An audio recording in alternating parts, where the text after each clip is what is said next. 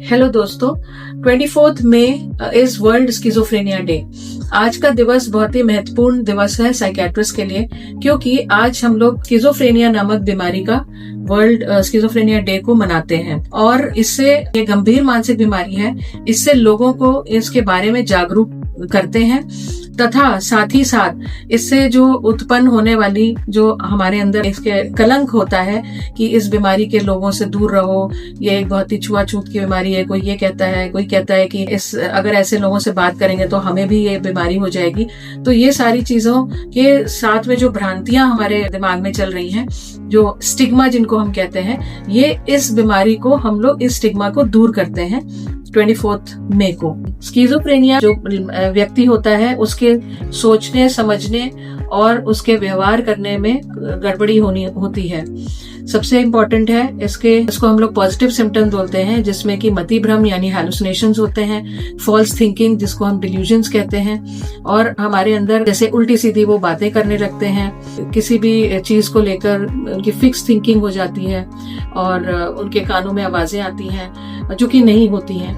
कोई बोलता नहीं है पर उनको लगता है कि कोई बोल रहा है, कोई होता नहीं है, कोई दिखता नहीं है फिर भी उनको लगता है कि कोई उनको दिख रहा है। तो ये सारे हैलुसिनेशंस होते हैं। और उसके बाद उनके ऐसे मरीजों में डिल्यूजन्स पाए जाते हैं जो कि नेगेटिव फॉल्स और नेगेटिव बिलीव्स होते हैं कि ये हमें मारने जा रहा है, जबकि ऐसा कुछ नहीं होता है, या ये हमारे किसी तरह से हमें नुकसान पहुंचा रहा होता है। तो इस तरह से वो बहुत परेशान हो जाते हैं और उनके दिमाग में आता है कि मुझे पुलिस मारने आ रही है या मुझे कोई मेरे पीछा कर रहा है, जबकि ऐसा कुछ नहीं होता है। इन सब की वजह से उनके अंदर बहुत ही असामान्य व्यवहार हो जाता है, जैसे वो अचानक से भागने लगते हैं, दौड़ने लगते हैं, अपने से बातें करते नजर आते हैं, या उंगली ऐसे हिलाते और जैसे किसी को कुछ बोल रहे हो, समझा रहे हो।